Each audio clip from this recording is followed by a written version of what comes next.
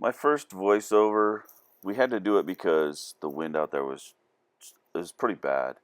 As the day went on, it got worse and it got worse. The walls that we used, I sent them up on 16-inch centers, just like house walls. So they were basically 16 by 16 pieces, which actually worked out pretty well. I chose to do 3 inner walls and then the 2 outer walls just to represent basically a house scenario so that we could see depth of penetration. It has nothing to do with flesh. It has everything to do with what's going to happen if you miss. The first bullet that we shot was the M193. It made the most sense because this seems to be the easiest ammunition to get a hold of, is something similar to this, either Mil-Spec 55 grain full metal jacket in 5.56 or 223 Remington representative, which is typically a little bit slower but not much. The full metal jackets all kind of did the same thing, but this one did 2,600 feet per second and it penetrated 16 walls. Most of the full metal jackets acted the same way. Well, they all acted the same way out of the 5.56. They turned sideways and just punched and keyholed, which is funny because it's pretty much what I saw in all the other videos that I looked at before we ever did this. So I'm not really shocked at the results that we got, but it's still interesting to reproduce it to see that it's very consistent. We did recover the bullet. It was flattened out a little. Not a big deal.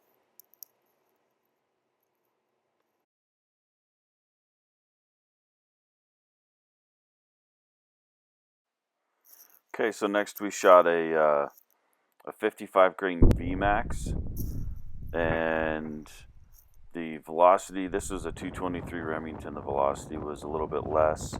So we were kind of excited about the Vmax bullets just to see how they would react in the walls. We figured that they would fragment out a little bit better. I wasn't really sure what the cores were going to do in there and just how beat up they were going to be. So this one out of the 10.3 inch barrel was really kind of the first one we got to see, just to see how it was going to come apart.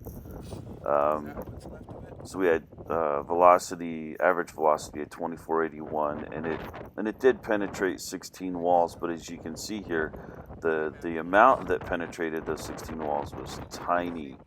So after the initial 6 to 8 walls, I mean, basically the first house, it shred enough of the jacket and enough of the lead off that I'm not really sure that this would have been a lethal projectile after the first house.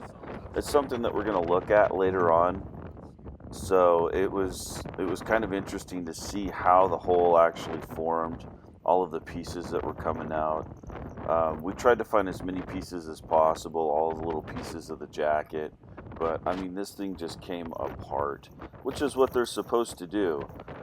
Interestingly enough, a bullet that's very similar to this one, if not exactly to this one, is starting to be used by a lot of law enforcement. I know at least 1 or 2 of the agencies that we support here locally in the Denver metro area is using a bullet like this. They've had 8 or 9 shootings with it, and they say it is horrifically lethal. So the lethality versus lack of overpenetration of wall is actually pretty exciting out of this, and you'll see later on it gets even more exciting. So kind of an interesting prospect.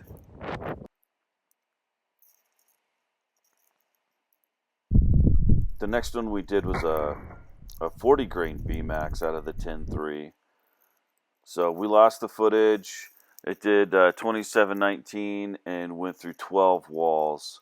So really impressive. You'll see more of that later on. Then we did, just for the hell of it, we did a bimetal 62 grain Silver Bear, which is Russian steel case ammunition. Bimetal bullets are a mild steel case, and then they have either a copper or brass washing on the outside of it. Most people don't understand that Russian steel case ammunition, it's not the steel case that's causing the problem, it's the mild steel jacket, which is meant to be a penetrator in the actual round itself. So this thing punched, God, what did it do? 18 walls?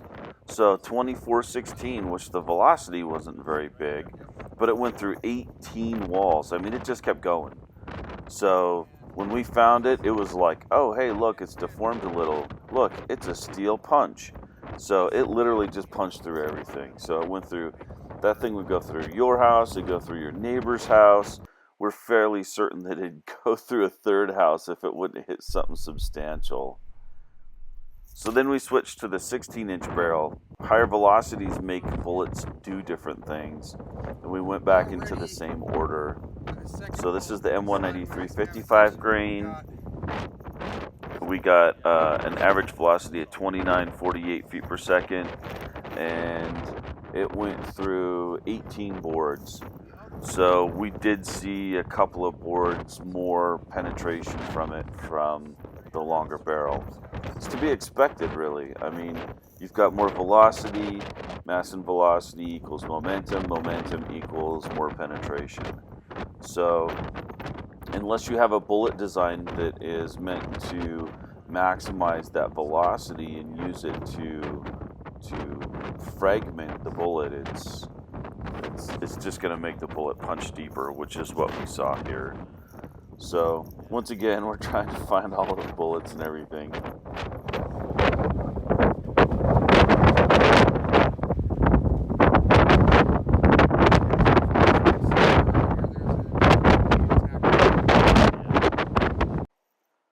Here's where things got pretty interesting.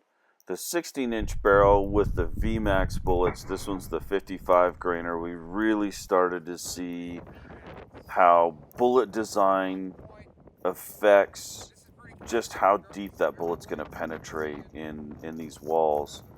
So obviously the bullet's made to come apart in a liquid-based material like a gelatin and flesh. What it does in solid mass like this, completely different. So initially what we see is it goes through the first two walls, it hits the third, the hole is fairly large, it hits the OSB, and it still has a very large hole, and after that the hole starts to shrink. You can see we found the core. The core was very small. We found a whole bunch of small pieces at that first piece of OSB particle board there. It really looks like the majority of the bullet gets shedded off in the first couple of walls, and then the OSB just tears the rest of it up. You can see this bullet is not normally formed anymore. It's been deformed to the point where it's shed a huge amount of energy. It's still going through the OSB, but if these walls were spread out at normal distances, we're not really sure that it would actually cause significant damage. So 13 boards, that's a significant difference. It's less. So the 40 grainer, we saw even more difference. It went through, it was doing 31.54 feet per second, and it only went through 7 walls. It just literally came apart as it impacted those first walls. It opened up, it started to fragment, those fragments ripped through the drywall, but those fragments have such small mass in comparison. I think if these walls were spread out normal distance, 10 to 12 feet in a room, we might not actually see a hole the same way. We may only see just a small piece that's passing through that basic core piece. So I really want to go back and put together some large wall pieces and go back and retest these Vmaxes at longer distances just to kind of see what's going to happen. Here you can see these are the tiny little small pieces that are left over after it's gone through the OSB. It just shredded it. It's really kind of exciting to see how bullet design can actually mitigate potential collateral damage like this. Now, it's been played with a lot over the years, but I don't know that it's ever been optimized to where you have a bullet that's going to maximize impact on an actual target and then minimize what's going to happen if you miss.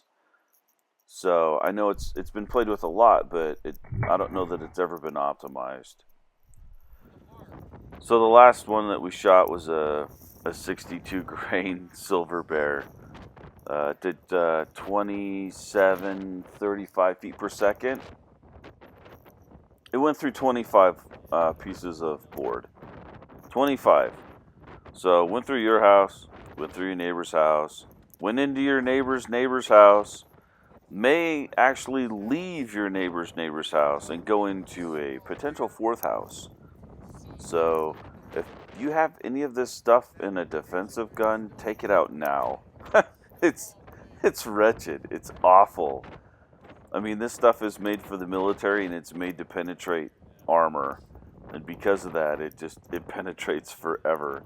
I had 26 pieces of board up. The table was running out after that. I could have put some more up, but I didn't think I was going to need it. Ironically, you can see I mean, it punched through everything. We actually looked for this bullet for quite a while. We finally found it. It was laying on the ground. It had gone, or no, wait. I think it bounced forward, and we found it up underneath some of the barrels somewhere, or some of the boards. It was awful. Yeah, this stuff is target ammo and military ammo use only. Don't shoot this stuff as defensive ammo. It's crazy bad. So here's a picture of the recovered bullets and fragments. You can see the Vmaxes came apart, the full metal jackets held together. So here's some footage of when we were looking at the boards after the middle of the testing. So this is from the 10.3, and then you can see in the top corner there, that's actually the 110 grain Vmax from the 300 Blackout. So you have a really good rendition. Yeah, that's the 300 Blackout round right there.